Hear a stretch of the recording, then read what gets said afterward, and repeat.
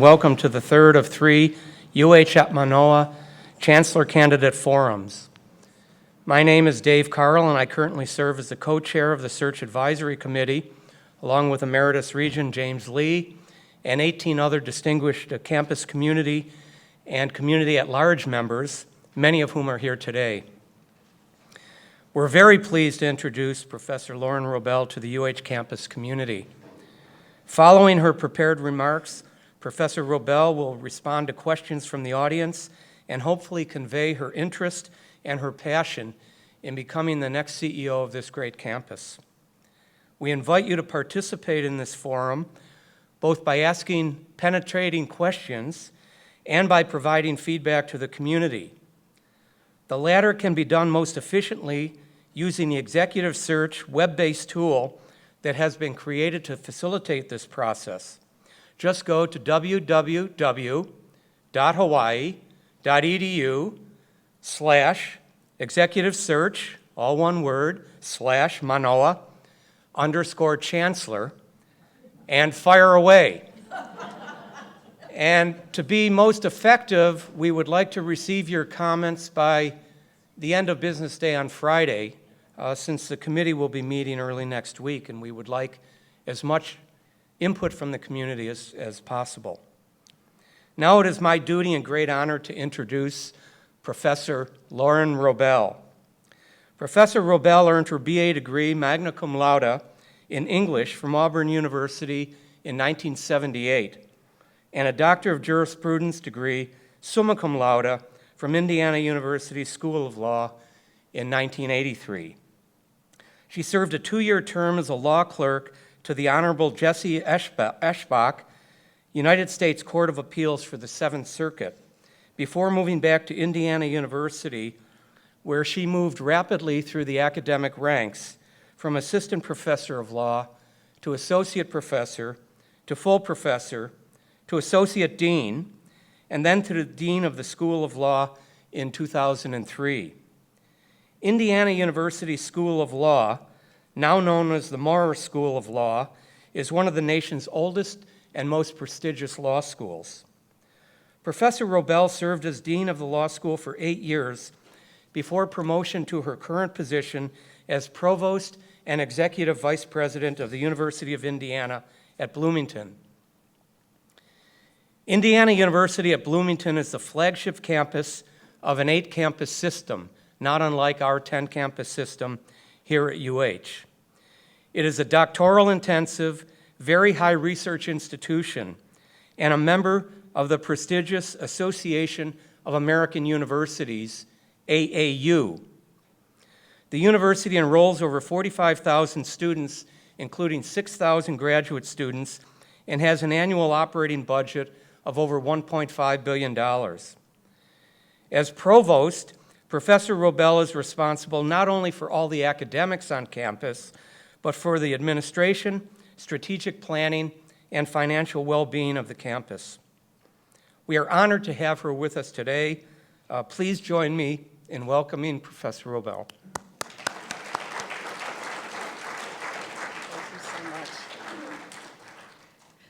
Well, thank you so much, Dr. Carl and the search committee for everything, for your hospitality, for your good questions, for your patience. I want to also give a shout out at this point to David Lomborg, who has been getting up to meet me at 6:45 in the morning in various parking lots around the Manoa campus, who has steered me from place to place and who has given encouragement and wise counsel through all of it. And I have to just say how inspiring and wonderful it has been to meet with members of your community for the last several days, and not least of which, and perhaps most wonderfully, your students. I've been asked to talk about my vision for the campus. But I have to start by saying I've been here all of 2 days. And while I have had wonderful conversations and of course have read your website, and the university and the campus has been absolutely forthcoming with anything I have asked for. I really don't think I'm prepared to present a vision of your campus to you today. I can't be either accurately diagnostic or particularly prescriptive after this many meetings. I can talk a lot of, and probably would love to do this in the question and answer part of this discussion today about commonalities and differences, but every campus is special and unique, and every campus has its own culture. And this campus has a particularly wonderful and diverse culture.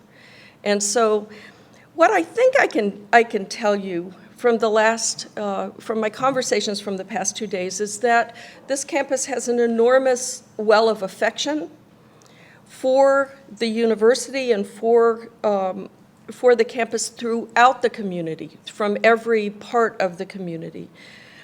I asked every group I met during the last 2 days, what do you love about this place? What do you love about this place? And students talked of the consistent connections that faculty members make between the areas they're studying and the research they do and the important issues in the state, particularly issues of sustainability and environmental protection. The staff talked about their loyalty to the institution. I was in a room with a group of staff members yesterday who collectively had well over 200 years of time and devotion to this institution. They talked about working with each other and building networks so that they could do their best work. And they talked about the physical beauty of the campus and what the beauty of the campus means for the environment and for the learning and the research that happens here, and for the people who make this their daily lives. The faculty talked immediately of the joy they get from their students, the brilliance of their colleagues, and the uniqueness and quality of the research that's done on this campus. And it doesn't matter where you are in the world, you would know this campus for its research profile, which is very high and incredibly laudable.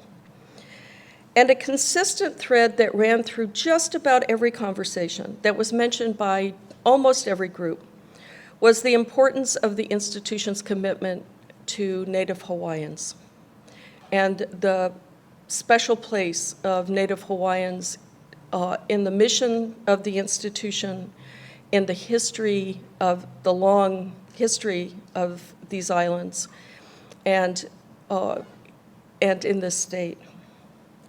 So, what I thought might be helpful, all of this for me shows a baseline of commitment and loyalty and affection that should be a wonderful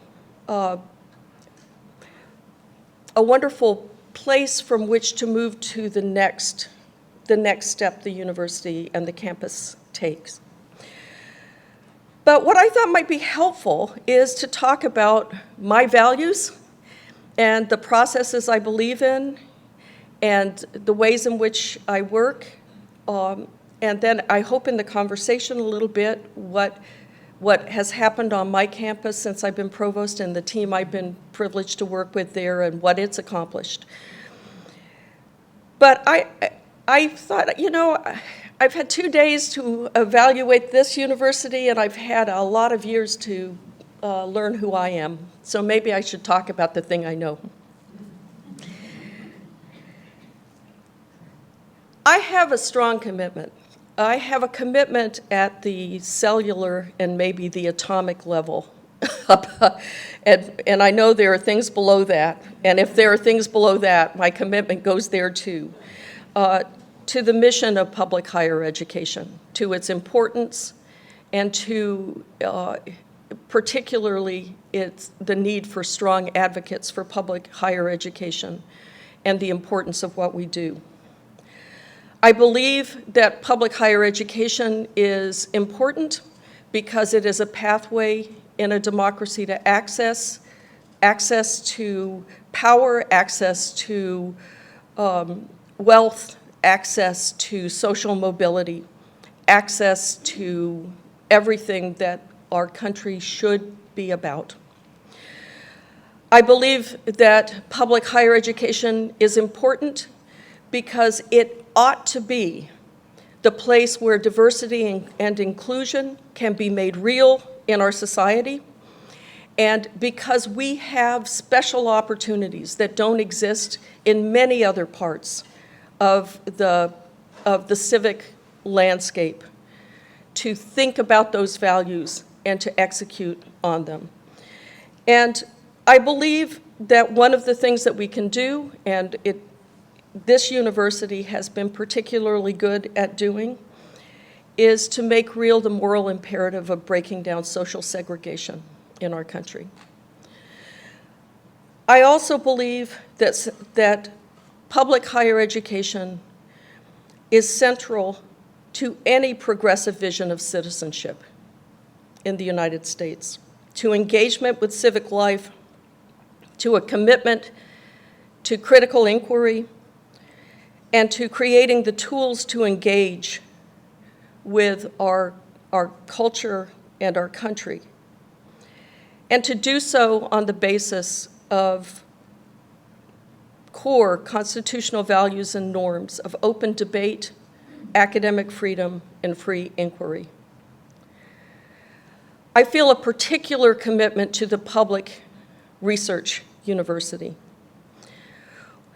The public research university is one of the only places in our country, and indeed in the world, where knowledge creation is what we're about. And knowledge creation in its purest form, the creation of knowledge because it's important to know and to push those boundaries forward. I think that what makes public universities particularly laudable is that part of their mission is a commitment to put that knowledge to use for the betterment of human lives, and particularly the betterment of human lives in the states that have loaned their names to our institutions. Bill Bowen, the former president of Princeton, wrote a book in which he described research universities actually, using a line from E.M. Forster. And E.M. Forster had used this line in turn to describe the poet Cavafy, a Greek poet. And I think it really is right about universities. We exist at a slight angle to the universe. This slight angle is what allows us to create knowledge, to see things differently, to stand outside of the received wisdom and see the next step. This slight angle to the universe is what allows us to be critical thinkers and to teach our students to be critical thinkers. This slight angle to the universe also causes some disjunctures between us and broad publics. Often mistrust and misunderstanding of the mission of universities. People think about universities, citizens think, as we all do, as citizens and also as parents and teachers, that the university exists first and foremost to educate students, and that is certainly true. But it also exists to put together the creation of new knowledge and that teaching in ways that allows our whole society to move forward. So I think that much in our country and the world depends on what we do.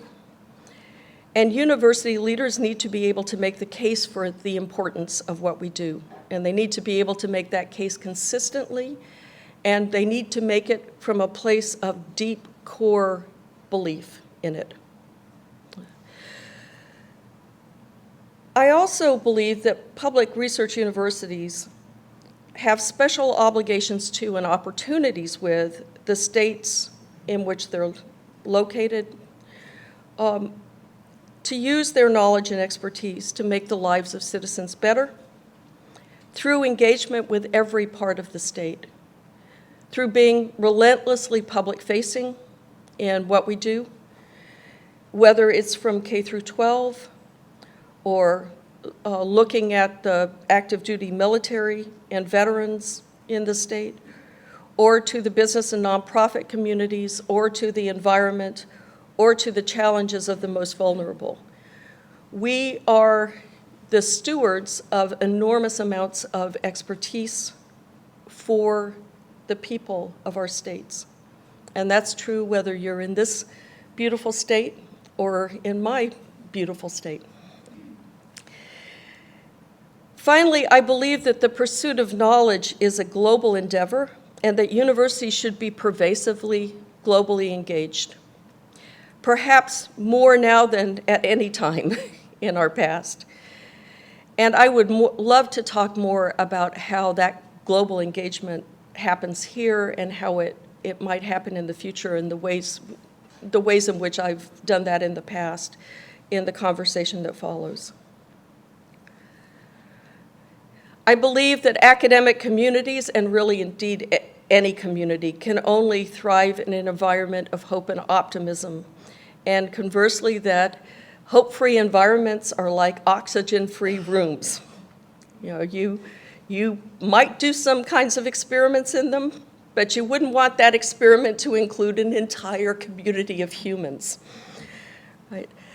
Consequently, I believe strongly that the job of academic administration is to ensure and to assure that a campus has a sense of possibility and mission, and that the campus fosters a sense of fairness and due process and inclusivity. To do that effectively, I think academic leaders need a clear commitment to transparency around decision-making, inclusivity in planning for the future, and respectful engagement, and even and perhaps especially around differences.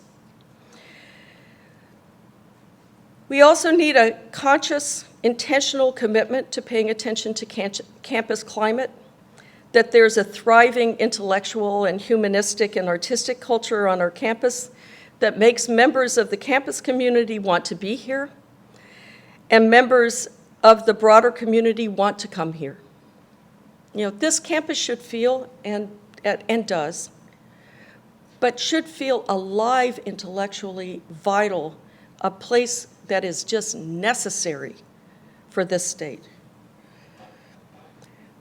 Anyone who comes to this position, but I think this is true for any academic leadership position, needs a strong commitment to strategies for increasing resources and engaging friends and supporters and alumni around the importance of our mission and ways in which they can help us achieve it. Perhaps now more than ever, given the uncertainties around federal funding and priorities for federal funding, for issues that are important to this campus and this state, like climate. And finally, for me personally, I just enjoy most working in environments where I can create strong teams. I like that. I like to make decisions in a context of engagement around all of the possibilities for a decision. And I think, and Dr. Carl suggested that I might want to say a little about this, I think that comes from the fact that I'm a lawyer at heart. I know that not everyone in this room thinks, lawyer. You know?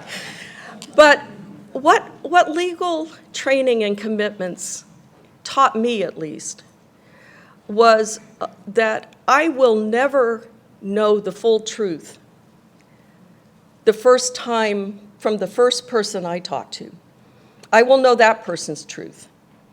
I will know the full truth, or as much of it as I can hope as a human to understand, and by talking to multiple people, to understanding what values and aspirations multiple people bring to the table. I can be a better advocate for my campus because I understand what my campus values. I can be a better decision maker as an academic administrator because I was taught many years ago to really enter into other people's worlds and learn what they value and what matters to them, and put that together in a way that allows me to understand it and advocate for it. Now, this campus, I think, is uniquely situated as a central force for good at just about every level. I don't know of another university, before we even get to the campus, another university with a bigger footprint in its own state. I think that the fact that you're integrated with the community colleges, while it may seem like a problematic thing sometimes, is an enormous opportunity for a holistic strategy for the young people of this state. And on the other side of that, a real sense of mission differentiation and clarity around Manoa. And I think the location and diversity and history that you bring with you every day make this an especially powerful place to champion the importance of global engagement. And at this moment of nationalism and contraction, to be a beacon for the power of such engagement to break down barriers, to increase understanding among people, and to contribute to public diplomacy across borders. Maybe finally I'll just say a couple of words, although many of you have been in meetings with me so far, about my own connection to this state. I came here in 1994 because an alumna of my law school, a 1936 graduate, Harriet Bauslog Sawyer, seemed to me to have an extraordinary personal story. And I spent a lot of time with her when I first came, and then an entire semester with her. As some of you know, that involved locking myself almost literally in a windowless bank vault on Bishop Street to study her archives for a semester and learn how somebody in 1945 and 46 and 47, 48 was able to conceptualize legal arguments that would not be accepted until the 1970s, the early 1980s. How somebody in her position, who'd grown up on a farm in Indiana, the child of two teachers, could have imagined that the abolition of the death penalty was something that she should be advocating for. As somebody who could have imagined that defending the people who were working in this state in 1946 was something that she should risk her law license for, and did. And somebody who, as a woman at that point in our history, could have had such a creative and powerful sense of the possible. Little did I realize when that was going on that my children were becoming pretty attached to being here. One of them went to school at Hokulani Elementary, kind of around the corner from here. One of them went to University of Hawaii and studied oceanography and marine biology in her semester here. And I don't know what my son did, and I don't want to know. But over the course of the years, what's happened what happened to my family was about 10 years ago, my husband and I bought a home here. We've come back every year since 1994 with increasing regularity. My children started moving here, and as the search committee knows, there are hostages involved because my grandchildren are coming in July. So I have a long history. I don't pretend or presume that long history with this island means that I understand enough about your university to tell you what to do with it at this point. But it does mean that I have a deep connection here emotionally on a lot of levels. And I'm very honored and privileged to be here today to talk with all of you and to have an opportunity to hear what's on your minds and what's most important to you. So thank you very much.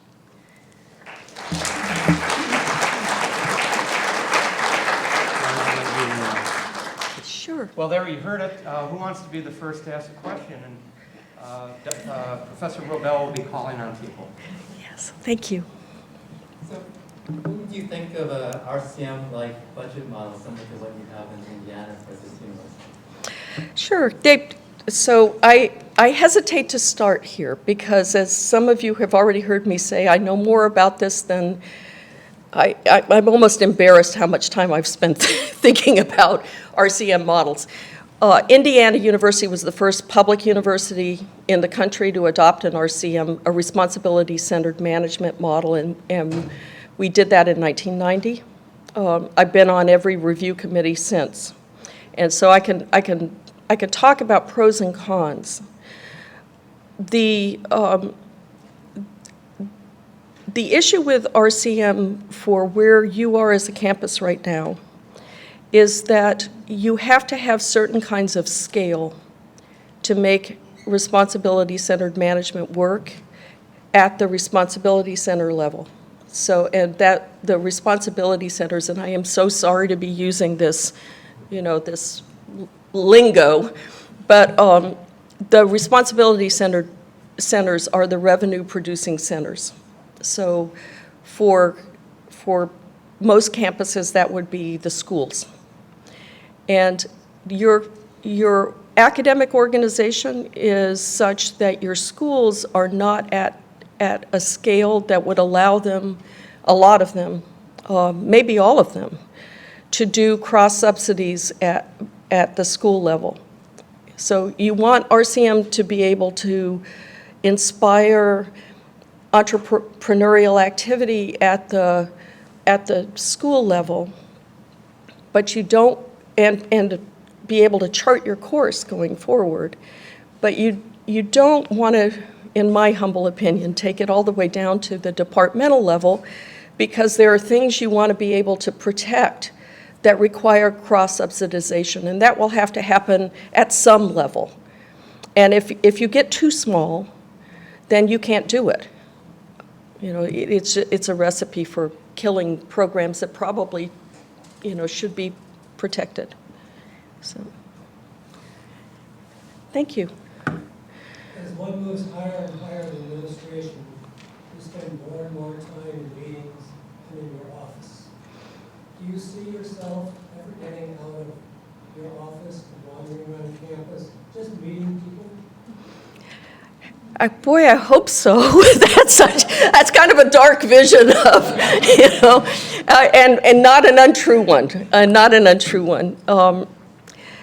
Part of the issue of any academic administrator is that you have to give time to the constituents, all of the constituencies that first need your time because they need decisions or they report to you and they need to have those conversations, or because they need voice in the campus.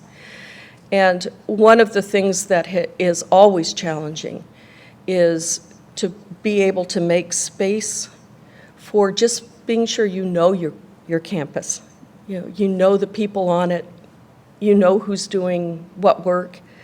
To be able to be a good advocate, you have to, in my view, there there are other ways to do things, but for me, you have to know the people. So you have to know what people are doing. So I sure hope so. Yeah.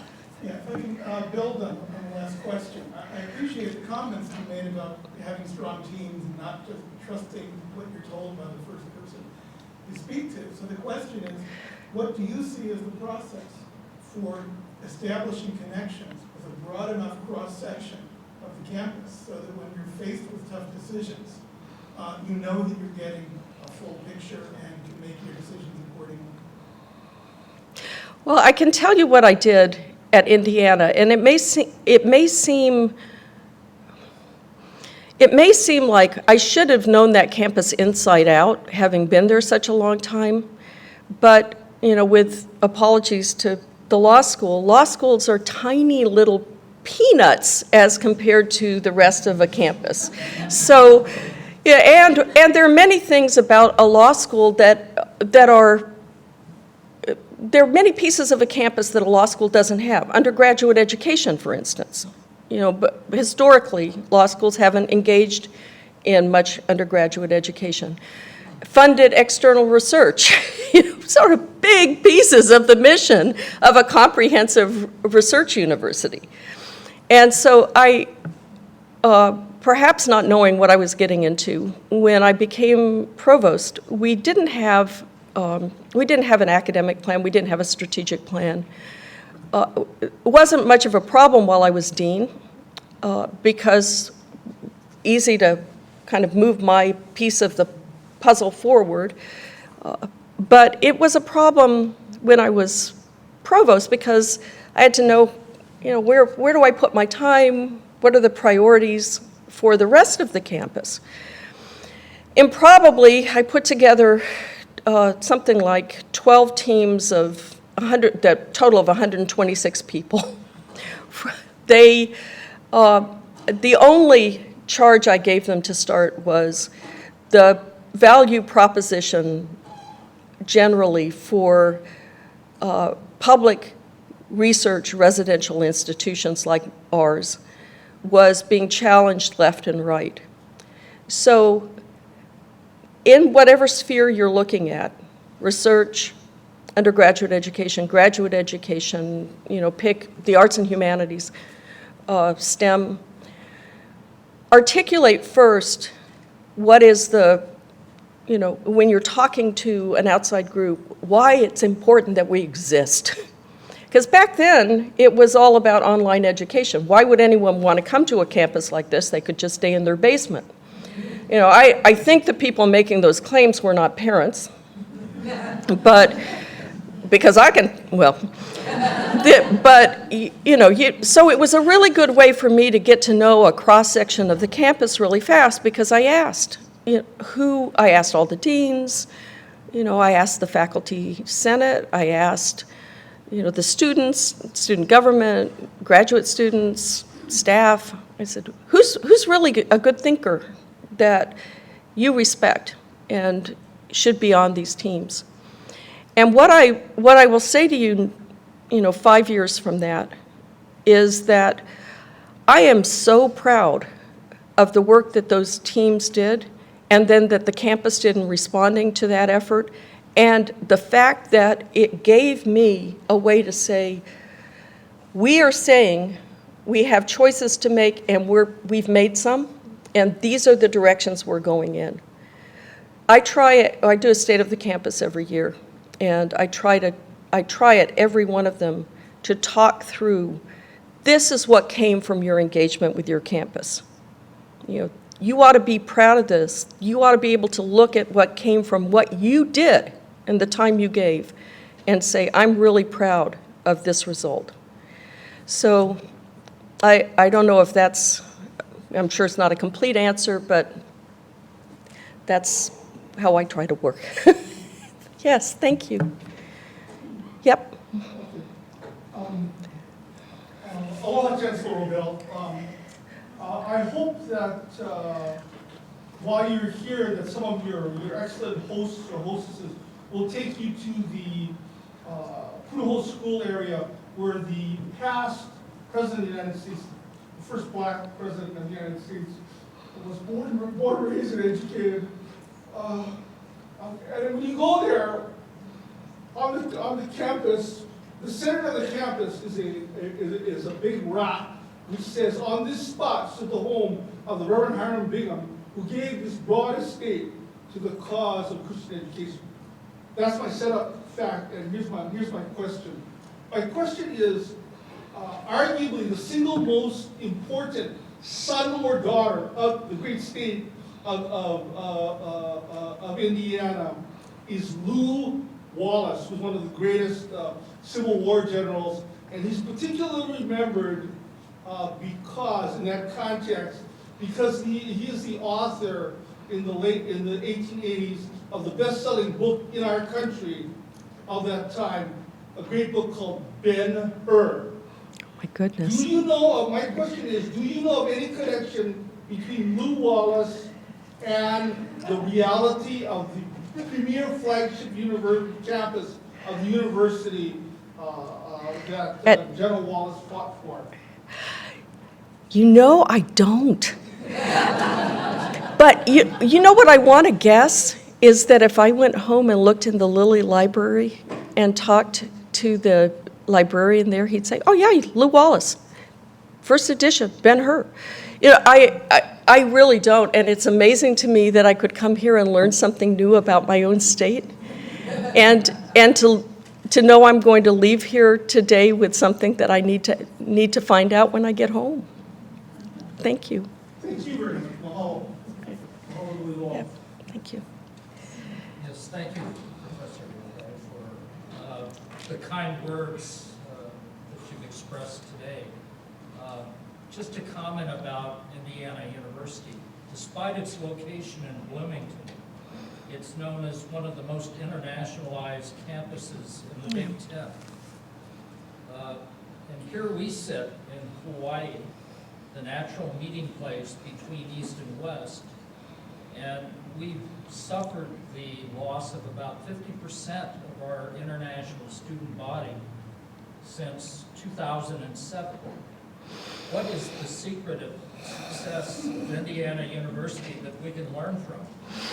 Well, thank you for knowing that about my university and my campus, and thank you for asking about it, because it's something that I feel deeply passionate about. I got an email from a friend in India 2 nights ago that said, I had heard that you were going to University of Hawaii, and I hope and know, knowing you, that you will talk about global engagement and its importance. You know, I agree with you. I can't imagine a better place for that level of engagement with the rest of the world. There are lots of ways to get there. Whether you're talking about research collaborations, which I expect you have quite a number of from this campus, whether you're talking about study abroad, or whether you're talking about bringing students to the campus. If you're talking about the very last piece of that, that is a long game that you need to stay on year after year after year, because every student who comes here is an ambassador going back and the beginning of a network with a group, particularly a school, maybe an entire town. And for me, what that has meant is I want to really know that our international students are valued, that they're treated well, that their student services are what you would expect for any student who is entrusted to our care, but more so because these are students who are willing to travel so far from their homes, often to learn in languages that are their second or third language. To me, it's a kind of moral obligation that you start with student services and think about that. Then building out from there, there are a lot of wonderful strategies for campus engagement with international students. And apologies to people who have already heard this, but right now I'm really excited about something that's happening at home.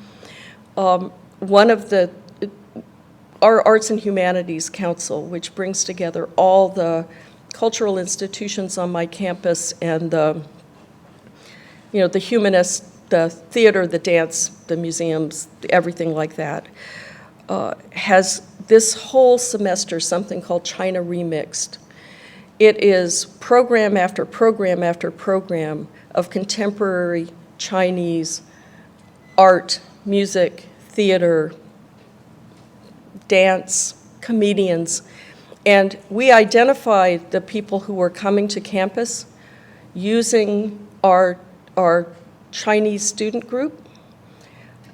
We were able to get funding for all of it by approaching Beijing city government and other alumni in China and other groups that had a particular interest in China's representation in the United States. But the thing I care most about there, besides the fact that it's going to make my campus sing for a whole semester, is that it has engaged the domestic and Chinese students in working with each other towards something that will really matter to the campus. And that matters to their relationships, and then those relationships exist and they work forever. Our graduation speaker last year was from China for our undergraduate ceremony, Chinese student, who spoke so movingly about what it meant to be at my campus. We had, I don't know if you know about the Little 500. Some of you are old enough to remember the movie, but we had our first Chinese Little 500 bicycle team. It's inclusion, like with every group that matters, it's inclusion in the life of the campus. And that doesn't happen just, you have to be intentional about it. And then from there, you can build enrollment. You can build enrollment. You've got wonderful alumni around the world who can be great advocates for you on all of that. Yes? Under your leadership at the University of Indiana, several buildings were either built or renovated. Do you have a plan for our maintenance? Well, let me talk first about, let me say three things. Number one is deferred maintenance is something that you have to have a plan for. I had deferred, the fact that the maintenance is deferred tells you all you need to know. And so you've got to have a plan to chip away at it. When President McRobbie became president at Indiana University, there was proportionally at Indiana University a larger deferred maintenance backlog than there is here on the Manoa campus. And, part of that is getting the legislature to understand that they've got an investment here that has to be maintained in the capital structures of the campus. Part of it, frankly, we have done a lot of building and renovation. Renovation, the state of Indiana has been pretty good. Building, we have done through philanthropy. And I know this is maybe, I'm going to lose all my credibility here, and athletic revenues. So it's I want to know, there's a lot I don't know about where the plan is around deferred maintenance, but it's clear it's a pain point for people in labs and academic buildings around the campus. So there's got to be a plan, and the partners, the state is the obvious partner there. And then you can promise that you'll build your new buildings with private funding.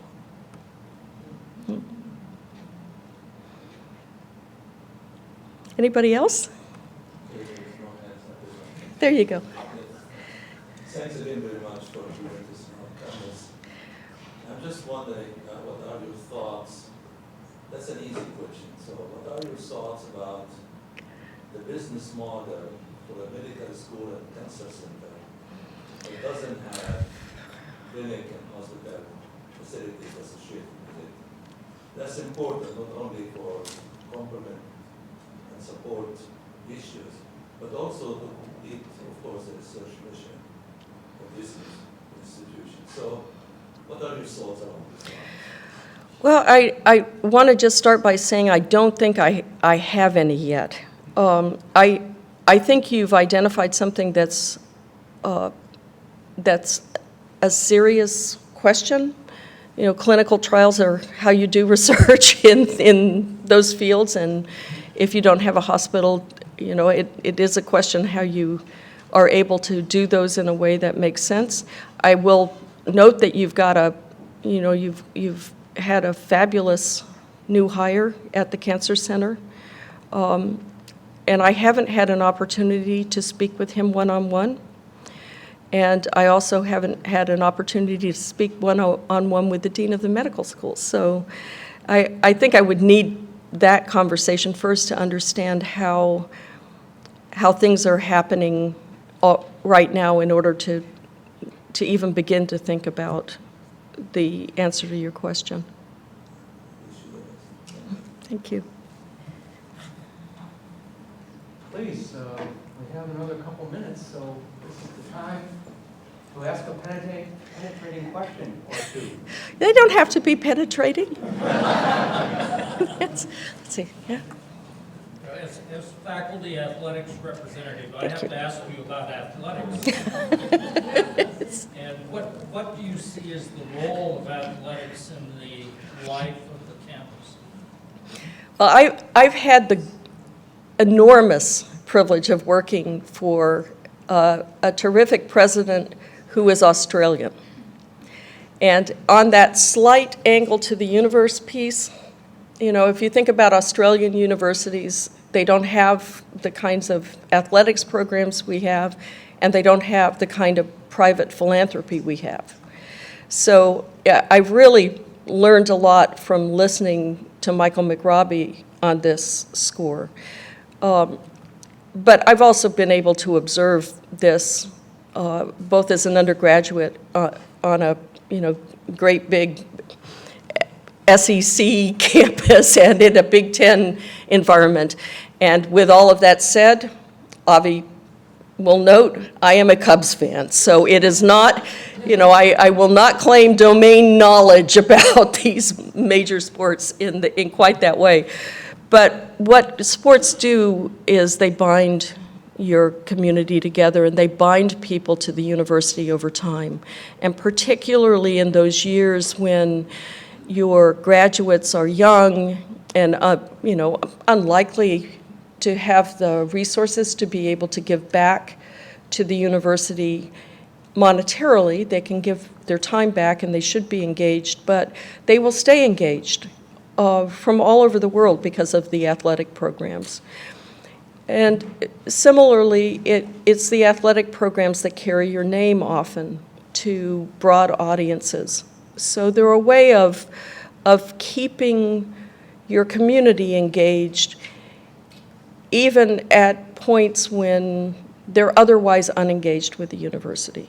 And on the campus itself, they're a way of bringing students together and helping knit them together as a community. Shouldn't be the only way, but it's an important way. And so I really have come to appreciate, if not the nuances of any, well, I'm better with basketball now, but if not the nuances of football, I have come to appreciate the power of athletics to keep people engaged over a lifetime. And so I think they're important parts of what make U.S. universities, they're part of the puzzle for U.S. universities. Yeah, there was a question right in back. One of our ongoing challenges, I think, here on campus has been our ability to tell our story and to tell it effectively to different audiences, the legislature, parents that are considering sending their sons and daughters here, to mainland students, to attract to international students. Can you talk a little bit about what you see as your responsibility as chancellor to work on that issue alone? Yeah.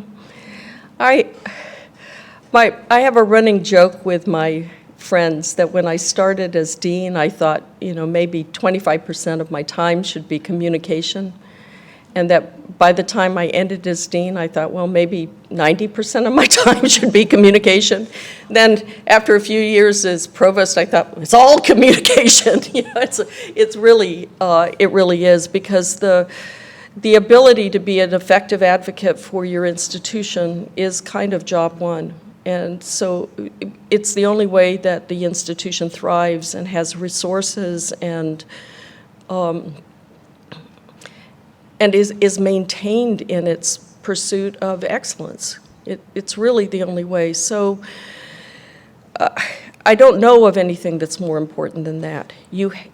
Anyone in a leadership position has to know the facts on the ground, has to believe, as I'm fond of saying, you have to be down with the mission.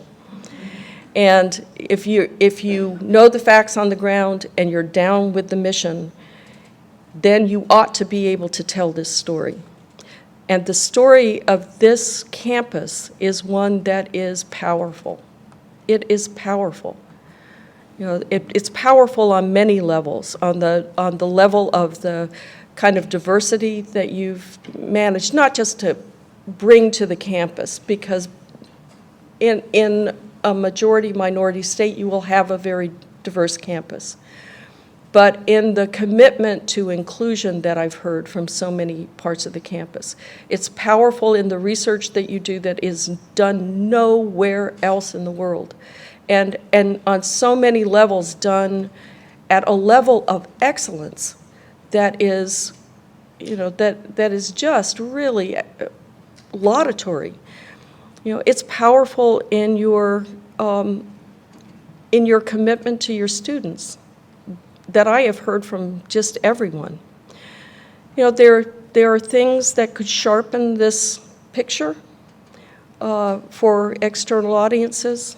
There are ways to think through some mission differentiation within the system. There are lots of things that can, I have lots of ideas at this point, but early days. All I know is that there's a beautiful story here to be told. People should be supporting this institution at a very high level. Let's see, I saw a question. Let me see if I can get somebody who had not asked a question yet, and I think I saw. There you go. Yeah. Well, now that's what happens when you're in the back. That's the story of my college career. Oh. Thank you. To bookend on these last two questions that you were asked, I am chairperson of the music department, a graduate of your university. Oh, phenomenal. Yes, I think so too. If I could bookend on that, the arts are an expensive program, expensive part. What do you see their use to you in the community as the face of the university and in your philanthropic encounters, or maybe even us getting the word out better?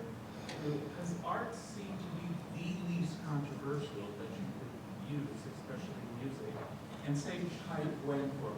I will. And Gwen Richards, who is the dean of the Jacobs School of Music, and I used to say always, anytime I had an opportunity to be anywhere around Gwen on a stage as dean of the law school, that I was so proud to be anywhere even in the shadow of the Jacobs School of Music. It's such a wonderful institution.